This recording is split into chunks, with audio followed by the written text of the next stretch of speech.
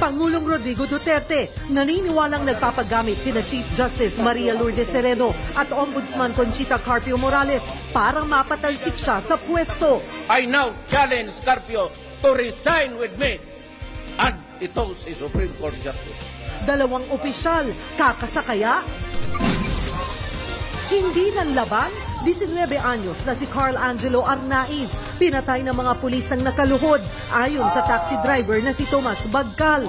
Isa pang testigo, positibong kinilala ang dalawang bumaril na pulis. Nandito ba sila?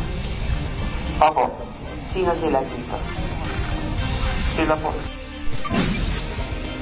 DOJ Secretary Vitaliano Aguirre nagsampa ng reklamo laban kay Senadora Risa Ontiveros dahil sa pagkuha ng litrato sa kanyang mga text. Kalihim at Senadora nagkaharap sa Senado.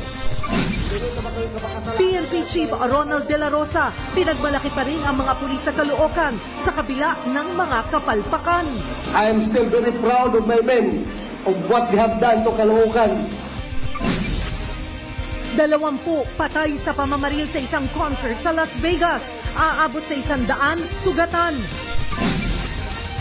Sanggol, dinukot ng isang nagpakilalang tauhan ng DSWD sa Las Piñas. Ina at lola, kapwa nasa lisihan. Matinding makeover ng social media personality na si Xander Ford. Hot topic ngayon, leading man material na nga ba siya?